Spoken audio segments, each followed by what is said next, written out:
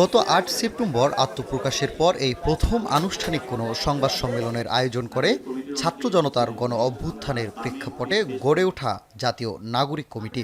কথা বলেন মুখপাত্র সামান্তা শারমিন। কর্তৃত্ববাদী আওয়ামী লীগ সরকারের নানা অনিয়ম নির্যাতনের কথা তুলে ধরে ছাত্র জনতার হত্যার বিচার, রাষ্ট্রের সংস্কারসহ ছাত্র জনতার পক্ষে ৮ দফা বাস্তবায়নের ঘোষণা দেন তিনি। আমরা আমাদের সামনের দিনে বাংলাদেশকে গড়ে তোলার জন্য তরুণ সহ সকল নাগরিককে এই প্ল্যাটফর্মে একত্রিত করতে চাই। রাষ্ট্র পুনর্গঠনে জনগণকে আমরা সম্পৃক্ত করতে চাই।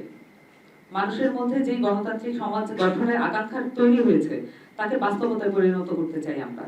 নাগরিক কমিটির মুখপাত্র বলেন, জনগণ সহ সকল রাজনৈতিক দল নিয়ে বাংলাদেশ পুনর্গঠনে জাতীয় ঐক্য তৈরিতে কাজ করবেন তারা।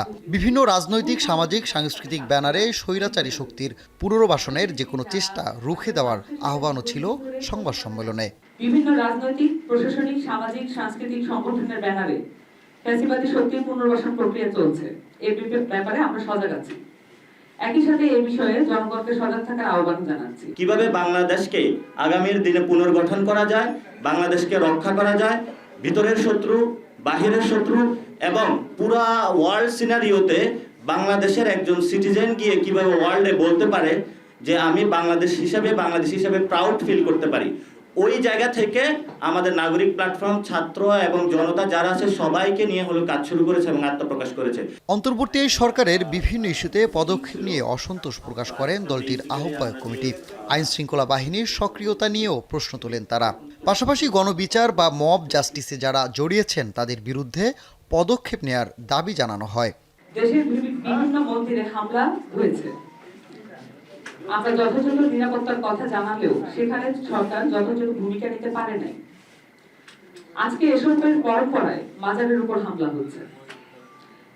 এসব ঘটনায় সরকারের কাছ থেকে যে প্রতিক্রিয়া মানুষ আশা করেছিল তা পূরণ করতে পারেনি সরকার।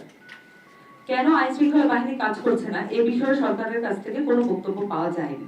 আমাদের যে আইন শৃঙ্খলা বাহিনী রয়েছে সেখানে পুলিশ আছে, র্যাব আছে, বিডিআর আছে, প্রত্যেকেরই আলাদা কিন্তু কর্মযোগ্য রয়েছে। এবং পুলিশের কি হয়েছে, তারা একটা ফেসিস্টের লাঠিয়াল বাহিনী হয়েছিল, যেখানে একটা সংঘবদ্ধ যে শক্তিটা রয়েছে একটা প্রফেশনাল অর্গানাইজেশনকে পুরো ড্যামেজ করে দেওয়া হয়েছে। এখনই ছাত্র রাজনীতি নিয়ে কোনো অবস্থান তুলে ধরেনি জাতীয় নাগরিক কমিটি। তবে হল ভিত্তিক ছাত্র রাজনীতি চায় না এই প্ল্যাটফর্ম। কিন্তু আমরা একটা বিষয় নাগরিক কমিটি থেকে বলতে চাই, হল ভিত্তিক ছাত্র রাজনীতি না হোক, কারণ হলে টর্চার সেল ছিল এবং সেটা আগামীতেও ফিরে আসবে। আমরা বলি যে সে একাডেমিকে তো রাজনীতি না থাকুক, সেই ছাত্র রাজনীতিটা বিভিন্ন ফরমেশন হতে পারে, সেটা ছাত্র সংগঠন ঠিক করবে।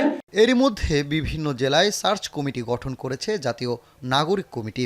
এরই মধ্যে যারা জুলাই আগস্টের গণ অভ্যুত্থানে সক্রিয় ছিল তাদের নিয়ে গঠন হবে জেলা ভিত্তিক কমিটি। কমিটিকে সংগঠিত করার ক্ষেত্রে আমরা জেলা কমিটি, সানি মৃধা, এখন, Dhaka. Colour expert, George sap এবং মাইল্ড অন হ্যান্ডস টেকনোলজি সমৃদ্ধ অরিক্স ক্রিস্টাল ওয়াশ আপনার লন্ড্রি এক্সপার্ট।